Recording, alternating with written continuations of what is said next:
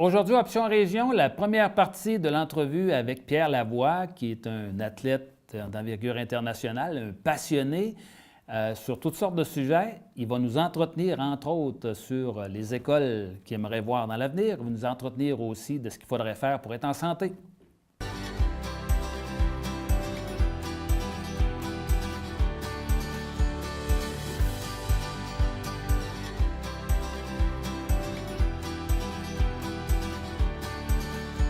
On reçoit maintenant Pierre Lavoie à Option Région. Bonjour Pierre, c'est bien gentil d'avoir accepté notre invitation. Pierre, tu fais partie d'une catégorie de personnes qui sont hors de l'ordinaire. Tu as réalisé plein d'exploits que bien peu de gens peuvent être capables de réaliser ou de relever, que ce soit des Ironman ou des défis en natation. Tu as également aussi perdu 2 jeunes enfants en bas âge, ce qui t'a incité à créer, à mettre sur pied une fondation sur la recherche sur l'acidose lactique. Et tu as lancé aussi le défi Pierre Lavoie, qui est devenu le grand défi Pierre Lavoie par la suite. Tu as reçu de nombreuses distinctions, médailles, distinctions honorifiques, dont le titre de chevalier de l'Ordre national du Québec. Également, personnalité de l'année, catégorie courage. Également, doctorat honoris causa de l'Université du Québec à Chicoutimi et même de celle de l'Université de Sherbrooke. Tu es membre de l'Ordre du Canada, récipiendaire de nombreuses médailles d'or ou d'honneur dans différentes organisations. Et récemment, tu as accepté avec Ricardo Larrivé, le cuisinier qui fait toutes sortes de choses, et Pierre Thibault, l'architecte qui fait partie d'un groupe, puis vous faites partie plutôt d'un groupe nommé le Lab École, qui a pour objectif de faire des propositions pour bâtir ce qu'on pourrait appeler les écoles de l'avenir. Et on va revenir tout à l'heure là-dessus. Bien, Pierre, merci d'accepter notre invitation. On va commencer par les honneurs, Pierre. Est-ce qu'il y a une récompense parmi toutes celles que tu as reçues qui t'a particulièrement ému ou qui t'a fait chaud au cœur? Bien, j'ai eu de nombreux titres, même dans le sport, hein, parce que j'ai gagné beaucoup de médailles lors des championnats du monde à Hawaï, puis des courses. Et ça, tout ça, c'est valorisant parce qu'on travaille fort, puis quand on atteint nos objectifs, c'est toujours très, très valorisant. On s'en rappelle toute notre vie, ça reste dans notre tête. Oui, recevoir l'Ordre du Québec, du Canada, j'ai trouvé ça important. Mais je dirais que quand je l'ai reçu, j'en prenais pas pleine conscience de l'importance du geste qu'on m'attribuait. Parce que j'étais dans la tempête, j'étais dans la bataille. Toute ma vie, je pense, puis tu sais, Denis, quand on se bat pour quelque chose, on a des convictions, on est en train d'avancer, on ne s'arrête pas trop aux détails, aux choses qu'on va recevoir. Je dirais qu'on n'en prend pas pleine conscience. On le réalise plus tard. C'est bizarre, mais on le réalise plus tard. Puis moi, avec le recul, cette question, on va la poser souvent. Puis j'ai encore la même réponse aujourd'hui. Ma plus belle réalisation, c'était la découverte du gène de l'acidose lactique. Donc, mon plus bel honneur, c'est d'avoir réussi à amasser des fonds, sensibiliser notre population à notre réalité régionale pour qu'ensuite être en mode solution. Parce que moi, j'ai tout le temps dit, chialer, là, c'est bien, mais ce qui donne le résultat, c'est qu'il faut passer à l'action. Moi, je suis un gars d'action, je ne suis pas parfait, mais j'ai toujours aux gens, c'est mieux d'y aller que d'attendre d'être parfait avant d'y aller, parce que tu n'aurais jamais traversé l'océan, on n'aurait jamais monté sur l'Everest non plus. Puis souvent, les gens attendent d'être parfaits avant d'y aller. Donc, c'était un peu donc, c'est de l'autodérision. Tu dis, OK, oui, peut-être des fois, je parle trop vite ou on me comprend. C'est pas grave. L'important, je vous dis, c'est par là que je veux aller. Puis la découverte du gène, en janvier 2003, a rouvert la voie, finalement, à ce que je savais. La naissance de notre 4e enfant, à la protection maintenant de nos jeunes familles chez nous, à pouvoir procréer en toute sécurité. Et vendredi passé, avec le ministre Barrette, on annonçait maintenant que ce dépistage était ouvert à tous les Québécois, à tous les gens natifs du Saguenay-Lac-Saint-Jean, Côte-Nord, Charlevoix, qui ont un de leurs 4 grands-parents qui est natif de cette région-là, peuvent se disposer de ce dépistage pour éviter le problème, pour éviter le problème. Ça, c'est ma plus grande récompense parce que je savais que cette découverte du gène, j'avais tellement travaillé fort, mais que j'allais aussi m'occuper des prochaines étapes. Parce qu'on peut découvrir le gène puis s'arrêter là. Les chercheurs, il faut qu'ils continuent de chercher. Mais qu'est-ce qu'on peut faire avec le gène? On peut faire de la prévention. Donc, j'ai rallié les maladies héréditaires au dépistage régional. Donc, tous ces gestes que je voyais, ces actions, mais c'est parti de la découverte du gène. Donc, ma plus belle médaille, c'est pas mes titres au Ironman d'Hawaï, c'était la découverte du gène de l'acidose lactique. C'est sûr que pour toi, c'est fondamental si tu t'es impliqué là-dedans, mais je voudrais savoir, est-ce que quand tu étais jeune, est-ce que tu étais sportif déjà? Est-ce que ça faisait partie de toi ou ça s'est développé par la suite? Ça s'est développé. Voyez-vous, ce matin, je déjeunais avec un monsieur qui, je ne savais pas si c'était à côté de moi, puis il est chauffeur dans une équipe du Mille. Puis je l'ai vu se déplacer, il était à une certaine âge, puis je voyais qu'il était en forme, c'était évident. Là. Puis il était assis, il me dit, Pierre, il y a 5 ans, j'étais avec une personne sédentaire, puis j'étais chauffeur d'une équipe. Et quand je les ai vus partir à la baie, puis je les ai conduits, j'étais incapable de me retenir. L'année suivante, je suis devenu un cycliste. Maintenant, je fais du ski de fond, puis je suis en pleine forme. J'ai 60 ans aujourd'hui, là. Puis ça a changé ma vie. Puis je viens tout juste d'avoir ce témoignage il y a 10 minutes, là. Bien, pour moi, tu sais, quand je regarde ça, je veux dire aux gens, j'étais comme ça aussi. Quand j'étais jeune, j'ai pas fait de sport, vu mon milieu défavorisé, parce que j'ai été élevé dans un HLM avec ma mère, en monoparental avec 4 enfants. À la baie, à Godville, à quartier Saint-Marc. Puis j'aurais aimé ça jouer au hockey, sincèrement. J'ai joué, mais hockey bottine, parce qu'on n'avait pas les moyens d'avoir des patins. Ma mère n'avait pas d'auto, on n'avait pas les moyens d'avoir un équipement, on n'avait pas non plus, elle n'avait pas les moyens de m'inscrire dans un club. J'ai surtout regardé mes amis jouer à l'aréna Jean-Claude Tremblay, puis ça me frustrait, ça, de ne pas jouer au hockey parce qu'on était pauvres. Aujourd'hui, les gens comprennent quand je demande à mes cyclistes de par année des écoles, puis de ramasser des fonds pour acheter des équipements, c'est directement relié convaincu, là, parce que ça existe encore aujourd'hui. Donc, moi, j'étais une personne sédentaire qui a fumé la cigarette pendant 7 ans, jusqu'à l'âge de 21 ans. Puis à 21 ans, il y a eu un virage dans ma vie, dû à une personne. Bien entendu, dans notre vie, il y a des personnes qu'on rencontre qui nous amènent des changements. Moi, j'ai changé beaucoup de monde dans ma vie. Puis mes cyclistes qui pédalent en ont changé beaucoup également. C'est des milliers de personnes qui ont changé par le modèle qu'il y avait à côté d'eux. Donc, moi, Lynn, ma femme, était sportive, sa famille était sportive, et c'est ce qui m'a influencé à prendre ce virage. Puis par la suite, le bien-être qu'on ressent, mais puis tu te rends compte qu'on peut changer, puis finalement reprendre le contrôle sur notre santé.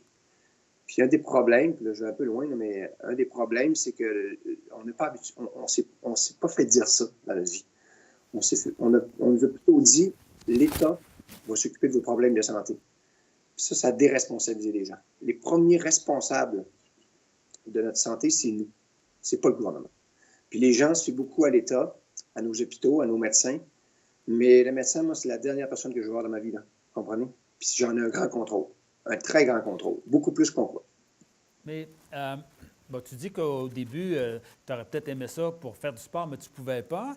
Mais tu aurais pu faire comme bien du monde, là, faire un sport normalement, mais tu as relevé des défis de plus en plus importants. Qu'est-ce qui t'a incité à relever des défis de plus en plus importants? Tu sais, Denis, quand je m'arrête, des fois, je réfléchis, puis je fais du ski de fond, puis des fois, je m'arrête, faire un temps d'arrêt pour comprendre ce qui se passe. Puis, parce que des fois, quand tu vois 8000 personnes en dessous de toi, là, à Saint-Jean-sur-Richelieu, là, qui sont là puis qui disent que tu es leur leader, là, ça fait peur, ça. Parce que moi, je ne suis pas parfait. J'ai plein de défauts aussi, là, comme tout le monde. Puis ça fait peur, ça. Mais en même temps, je ressens la responsabilité de tout ça. Je dirais que les défis sont venus de... Je pense que c'était intrinsèque. Moi, mon grand-père était bûcheron. Mon arrière-grand-père également, mon père était bûcheron, puis mon frère était bûcheron. Donc, moi j'ai une famille de bûcherons. Travailler fort chez nous, c'est normal. Okay? Donc, moi, je suis un bourreau de travail. Si je ne pourrais pas dormir pour travailler, je le ferais. Puis j'aime ça. C'est plate, mais c'est le même. Mais les gens autour de toi, ils subissent tout ça, mais bon. Mais le dépassement vient de mon grand-père. Mon grand-père, il s'appelait Julien Lavoie. Quand on regarde dans les livres historiques de Price, qui dominait la région, le meilleur bûcheron que Price a eu dans son histoire, vous irez voir le réveil en 1945, 1944, décembre 1944, vous allez voir Julien remporte encore la palme des meilleurs bûcherons du Saguenay-Lac-Saint-Jean. Mon grand-père bûchait à l'époque en moyenne 3 cordes pour 83, en moyenne à l'année. Il y a des jours de congé, donc c'est un bûcheron au ciotte, à la hache, qui bûchait 5 cordes par jour. Quand on sait qu'un bon bûcheron à la scie mécanique fait ça. Donc, mon grand-père avait une génétique particulière. C'est un homme fort, des hommes qui, à l'époque, ont bûché notre région, mais qui sont tous morts pauvres. T'sais.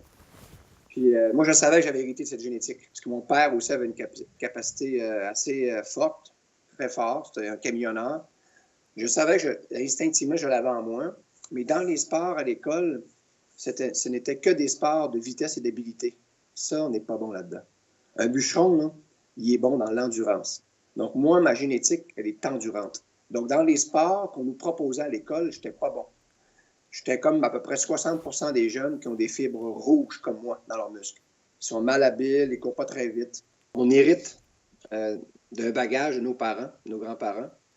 Puis quand on en prend pleine conscience, puis on est capable de le développer, ce potentiel, parce que l'humain a un potentiel fou, là, on peut réaliser des grandes choses. Là. À l'époque, le leadership, c'était justement par la force, c'était par les réalisations qu'on pouvait faire, et ces gens-là acquéraient un genre de leadership. Aujourd'hui, on peut le faire autrement. Là. Est-ce qu'il y a un défi que tu as trouvé plus particulièrement difficile? Puis, comment tu as fait pour terminer ce défi-là, malgré le fait que ça a été peut-être ton plus difficile? Bien, je dirais, puis les gens l'ont entendu parler, là, quand j'ai traversé le lac Saint-Jean à la nage, ça, c'est venu quand j'étais tout petit. Je devais avoir 13 ans ou 14 ans. Ma sœur m'avait amené à la traversée du lac. Puis j'avais vu John Kinsella sortir de l'eau et prendre son trophée. C'était marqué dans ma tête. Puis moi, après, j'aurais une vie sédentaire, fumeur et tout ça, mais puis je m'étais dit, moi, j'aimerais ça faire ça, le lac Saint-Jean un jour. Tu sais, les gens n'ont aucune idée comment ça peut être attractif pour un enfant de voir arriver les nageurs. Puis c'est toujours resté dans mon disque dur, toute ma vie. Puis après, j'ai commencé à faire du sport, des Ironman. Je savais qu'un jour, je le ferais le lac. T'sais. Parce que là, maintenant, j'étais en forme. J'attendais juste le bon moment. Puis quand le moment est arrivé, j'ai dit, OK, là, je traverse le lac. Je me suis entraîné. Beaucoup. Je croyais que c'était beaucoup, mais c'était pas assez. Puis quand je l'ai traversé, même j'avais des belles conditions. Au 25e kilomètre, j'ai explosé. Puis j'ai eu vraiment de la difficulté à me rendre jusqu'au bout. Jamais j'aurais abandonné, là. Mais j'ai souffert beaucoup pour me rendre à l'arrivée. Et à partir de là, j'avais déjà un immense respect envers les nageurs qui traversent le lac. Bien, il est devenu encore beaucoup plus grand. Là.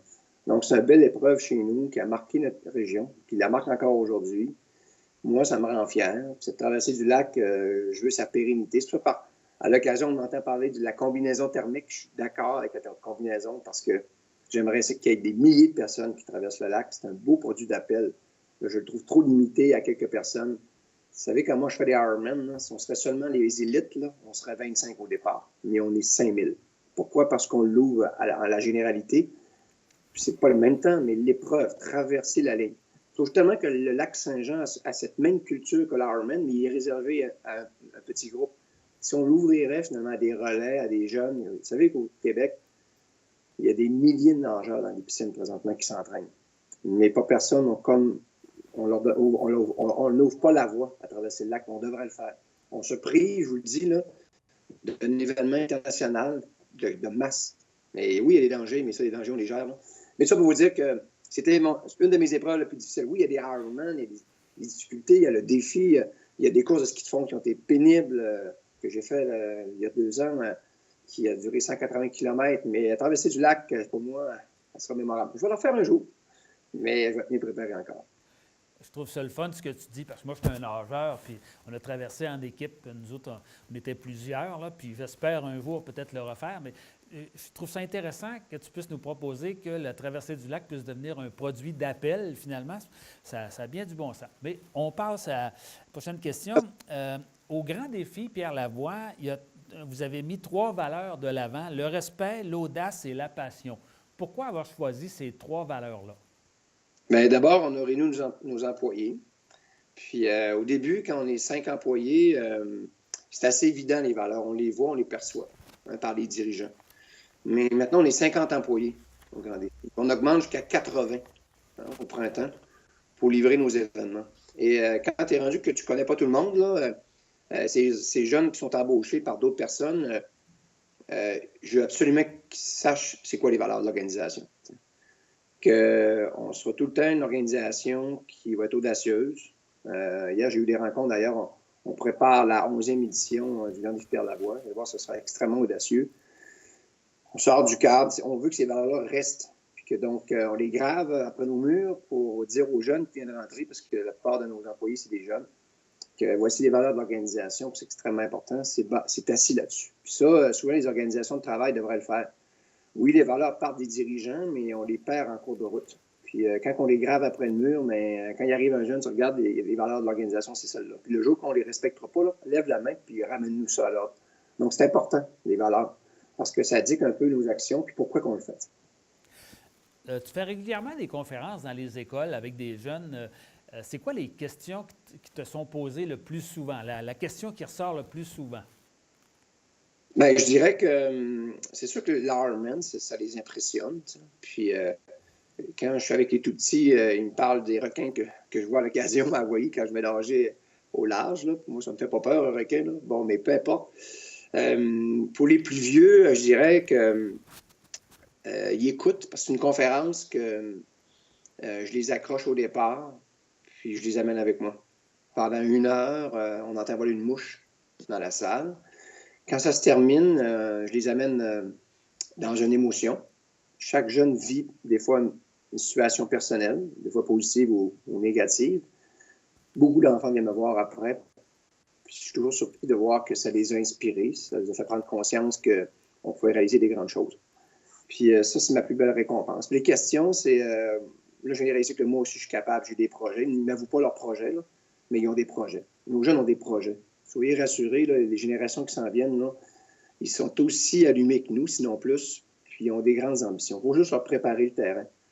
Moi, ce que j'ai tout le temps dit, le problème, c'est que ces générations-là qui arrivent, vous savez, il faut faire confiance à la jeunesse. Puis, je dis souvent aux gens, chaque génération veut créer son modèle. Présentement, on vit qu'un modèle, une généralité. Hein, le modèle des baby boomers, hein, parce qu'ils sont majoritaires. Puis ce modèle-là, il est imposé par une majorité. Moi, je suis une génération X. Okay? J'ai voulu changer les choses, mais on était minoritaire. Je me faisais ramener à l'ordre. J'ai dit, les Grecs, quand ils vont arriver, ils seront plus nombreux, on pourra peut-être améliorer les choses. Les Grecs sont arrivés, mais les Grecs, c'était les enfants des boomers. Ils ont fait peu d'enfants. Donc, on n'était pas encore majoritaire. Donc, on a dû attendre. Et maintenant, dans les écoles, tous ceux à qui je m'adresse, c'est la nouvelle génération. Maintenant, ils viennent nous trouver et nous serons majoritaires bientôt. Et là, on va changer de modèle. Je dis souvent aux gens, vous savez, quand vous donnez votre maison en héritage à vos enfants, ils ne passent pas le bol dessus, là, en disant ce que vous aviez fait, c'était que de la merde, on construit à neuf. Non. Ils changent les planchers. Ils mettent des fenêtres en PVC. Ils mettent d'autres couleurs après les murs.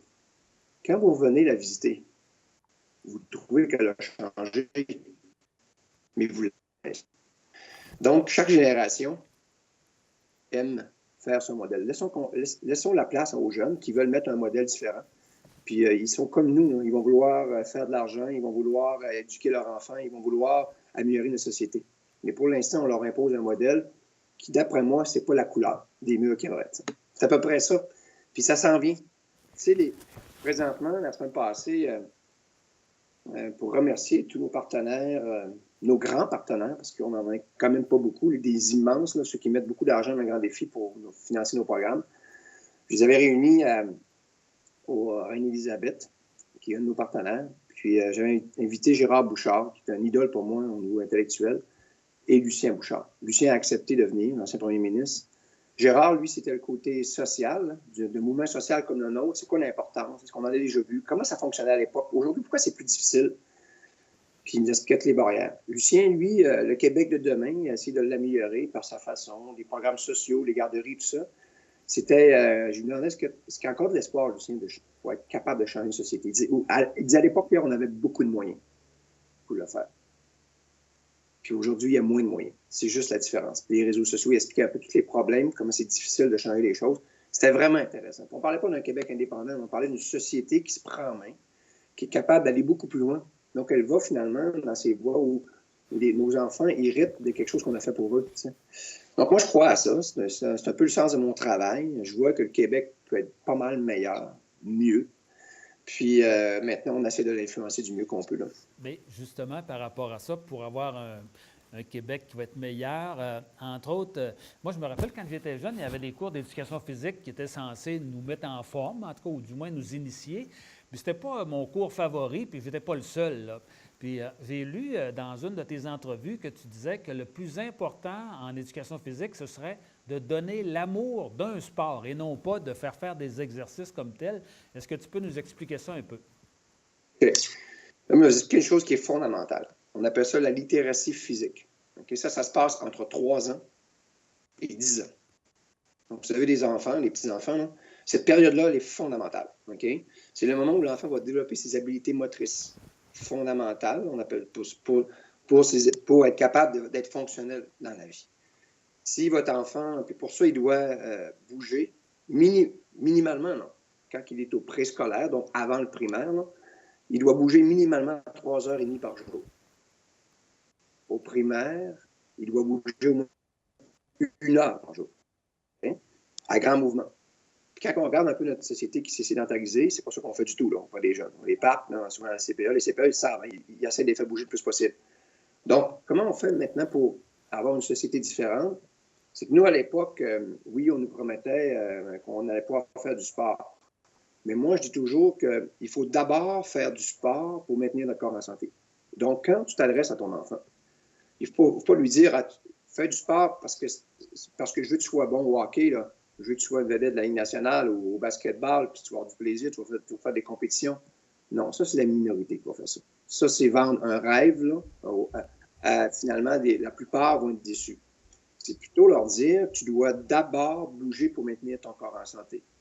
Tu dois déjeuner le matin, tu dois souper le soir, dîner, tu dois boire de l'eau, tu dois dormir et tu dois bouger. Pour ton corps, c'est essentiel. Donc, une fois que l'enfant a compris ça, toute la société l'a compris, donc on doit travailler en fonction de cet objectif. Parce que plus tard, on se ramasse avec des problèmes. Donc, l'approche à l'époque, elle était très compétitive. On nous mesurait et on récompensait les meilleurs, dès le primaire. Là. Donc, qu'est-ce que ça faisait? Ça faisait de l'exclusion et de la discrimination. Allez parler aux enseignantes présentement dans les écoles, c'est surtout les enseignantes. Là. La plupart, là, on leur demande, est-ce que vous pourriez aider à faire bouger les jeunes 1 heure par jour? Okay? Il y a un prof d'éducation physique qui est là. Il ne peut pas faire la tâche seul. Là. Faire bouger les jeunes 1 heure par jour, tous les jours. Là. Ça, c'est au Québec présentement. On le fait dans 450 écoles. Là. On va probablement, j'ai une rencontre d'ailleurs demain, là, puis on devrait l'étendre à 1000 écoles. 1 école sur 2. Quand je regarde ça, là, on demande à la titulaire de faire bouger le jeune. La plupart des enseignantes là, sont comme moi, là, ils ont haï leur cours d'éducation physique. C'était des mesures, c'était des 50 mètres, des sauts en hauteur. On donnait des médailles aux récompenses. Puis aujourd'hui, heureusement, tout ça est tombé. Tout ça, maintenant, il y a une approche extrêmement inclusive. Puis je félicite nos profs d'éducation physique au Québec, au primaire. Là. Ils font un travail exceptionnel. Il y a un travail à faire au secondaire. On va se dire les vraies affaires. On ne se mettra pas la tête dans le sable. Là. Maintenant, il faut faire de l'inclusion. Pourquoi il y a autant de jeunes qui décrochent au secondaire? Regardons nos modèles. La seule offre qu'on a au secondaire, c'est le club de basketball, de volleyball, ces ligues, ces clubs qui, finalement, nourrissent l'école, la fierté de l'école, la bannière pour finalement être dans le journal, pour voler peut-être à Montréal et à Québec les élèves du privé. T'sais. Maintenant, il faut être inclusif. T'sais, le jeune qui aime le volleyball, mais qui n'est pas si bon que ça, il doit avoir sa place également. Donc, il ne faut pas avoir juste un modèle. Ce modèle-là, je ne dis pas qu'il ne doit pas exister, le modèle compétitif, mais il doit surtout avoir le modèle inclusif. Puis je vais plus loin que ça, pour résumer ma pensée. Vous savez, il y a des cross-country à l'automne, en octobre. On amène tous les jeunes du primaire à courir. Le but de l'exercice, c'est d'avoir les 3 meilleurs pour la finale régionale. Les autres qui auront des points, parce qu'ils sont partis trop vite, vont se trouver poches. C'est pas parce que tu es poche, hein? C'est parce que tu es parti trop vite et tu n'étais pas réchauffé. Mais la situation est vécue par l'enfant. Elle est négative. Mais le but de l'exercice, c'est la médaille, puis le titre. On aura des finales provinciales et des finales nationales, et finalement, on aura des Olympiens. Ben, moi, Denis, j'aurais préféré à Rio là, que le Canada, c'est pas d'emporter le plus de médailles, mais qu'on essaie de remporter la médaille de la société la plus en forme au monde. Ça, c'est pas mal plus payant pour une société. La preuve, là, les Américains ont gagné 132 médailles à Rio, là, et c'est la société la plus obèse au monde. Mais justement, par rapport à ça, Pas des médailles. mais Pierre, justement, par rapport à ça, tu parles des Américains qui gagnent des médailles, mais qui sont probablement la société la plus obèse au monde entier. Qu'est-ce que tu penses de ça? Qu'est-ce que ça indique, là, les problèmes de plus en plus fréquents d'obésité, même dans certains cas d'obésité morbide? Là, aux États-Unis, c'est stoppé. Il n'y a plus de progression. OK? Ça, c'est une bonne nouvelle. Là. On vient de stopper l'hémorragie. Les enfants américains ont arrêté de prendre du poids. Parce qu'à un moment donné, là, quand il y a un problème, c'est toujours la même chose. Là. Tout le monde dit qu'il faut faire quelque chose, il faut faire quelque chose, il faut faire quelque chose. Il n'y a personne. Le gouvernement va faire de quoi? Les gens, c'est l'erreur. Le gouvernement, c'est le dernier acteur. Il est important. Mais il faut d'abord que les gens se prennent en main. Puis quand le gouvernement voit que la majorité est d'accord, là, il met des règles contraignantes pour faire le changement. Parce qu'il s'y met des règles contraignantes avant que les gens soient prêts, il se fait mettre dehors aux prochaines élections. Les gens n'ont pas compris comment ça marche. La politique, les politiciens, on leur tire dessus. Oui, mais toi, qu'est-ce que tu es prêt à faire pour aider la situation? C'est tout le temps ces politiciens. Non, non, toi, qu'est-ce que toi, tu es prêt à faire? Moi, là, Pierre Lavoie, je suis prêt à faire quoi? Moi, je suis un grand-parent, là, un parent, je suis un enseignant, je suis un médecin. Je suis prêt à faire quoi, moi, comme personne? Ces gens-là, au Québec, on a oublié cette chose qui est fondamentale. Ma responsabilité. Puis ça, vu qu'on a donné à l'État toute la responsabilité de nos problèmes, pas pour rien qu'on n'aime pas nos politiciens. T'sais. Puis pourtant, ils font un job incroyable. Tu sais, Denis, tu étais un politicien. Moi, je lève mon chapeau à tous les politiciens au Québec. Là. Jamais que je parle contre un politicien parce qu'il faut être courageux pour la politique. Là. Puis les gens qui vont là, malgré tout ce que les gens disent, là, ils vont pour les bonnes raisons. Ils veulent faire avancer les choses. Mais aujourd'hui, c'est pas facile de faire la politique. Ne vous désintéressez pas à la politique. Faites jamais cette erreur-là. Puis c'est ce qui se produit au Québec présentement, parce que c'est là qu'on change les choses. Les gens ont oublié ça, puis il faut l'influencer. Il faut être un exemple. Moi, je n'irai pas en politique, mais je l'en fais. On influence les gens, on prépare les gens. T'sais. Elle dit, assumez vos responsabilités. Vous allez voir, l'État, là, quand ça va être le temps, ils vont mettre les leviers pour accélérer le processus de changement. Moi, je l'ai compris comment on fait fonctionner un système. On ne peut rien imposer. Si tu imposes quelque chose, ben, tu te fais mettre dehors aux prochaines élections. C'est ainsi que se termine notre émission. La semaine prochaine, on va avoir la deuxième partie de l'entrevue avec Pierre Lavoie. Ce sera notre dernière émission de la saison. À la semaine prochaine.